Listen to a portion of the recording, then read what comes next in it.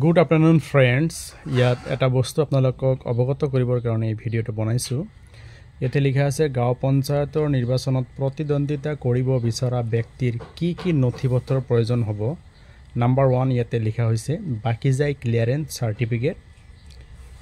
Second লিখা হৈছে নিজ গাঁও পঞ্চায়ত কাৰ্যালয়ত টেক্স অথবা মাসুল আদি দিব লগা থাকিলে পৰিশোধ কৰিব আৰু দিব লগা নাথাকিলে ক্লিয়াৰেন্স সাৰ্টিফিকেট সংগ্ৰহ কৰিব।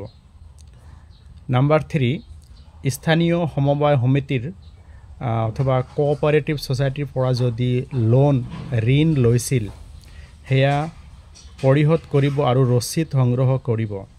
আৰু যদি কোনো ধৰণৰ ঋণ বা লোন লোৱা নাই তেন্তে ক্লিয়াৰেন্স সাৰ্টিফিকেট সংগ্ৰহ কৰিব। নাম্বাৰ 4 শিক্ষাগত অৰ্হতাৰ সাৰ্টিফিকেট লাগিব। এতিয়া ক্যান্ডিডেট এজনৰ এডুকেশনাল কোৱালিফিকেশন কিমান হে সংক্ৰান্তত শিক্ষাগত অৰ্হতাৰ সাৰ্টিফিকেট লাগিব। নাম্বাৰ 5 নিজ পঞ্চায়ত অথবা ওয়াৰ্ডৰ ভোটাৰ তালিকা সংগ্ৰহ কৰিব লাগিব। 6 নম্বৰ প্ৰস্তাৱকাৰী ভোটাৰ তালিকাত নাম থকা পৃষ্ঠাটো সংগ্ৰহ কৰিব। ভোটাৰ তালিকা বাদে প্ৰস্তাৱকাৰীৰ কোনো সাৰ্টিফিকেট নথিৰ প্ৰয়োজন নহব। এতিয়া নমিনেশন পেপাৰত কি লাগিব প্ৰস্তাৱকাৰী যিজন হ'ব তেখেতৰ ভোটাৰ সিৰিয়াল নম্বৰ আৰু পাৰ্ট নম্বৰটো লাগিব, যাৰ কাৰণে গাঁও পঞ্চায়তৰ প্ৰস্তাৱকাৰীৰ ভোটাৰ তালিকাত নাম থকা পৃষ্ঠাটো লাগিব।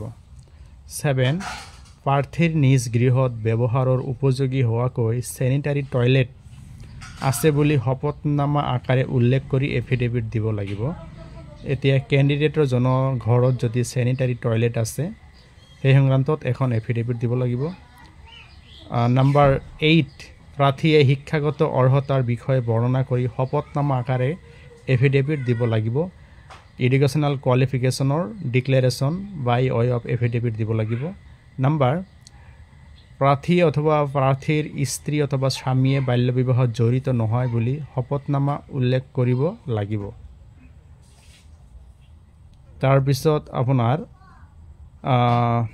নাম্বাৰ 9 প্ৰাৰ্থীৰ একক বা একাধিক স্বামী স্ত্ৰীৰ পৰা দুজনতকৈ অধিক সন্তান গৰাকী নহয় বুলি শপতনামা আকাৰে উল্লেখ কৰি এফিডেভিট দিব লাগিব।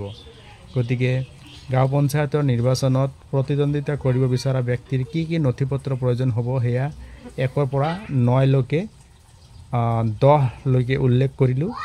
গতিকে এইখিনি ডকুমেন্টস অথবা নথিপত্ৰ লাগিব। যদি ভিডিওটো ভাল লাগে লাইক কমেন্ট আৰু শেয়াৰ কৰিব। ধন্যবাদ।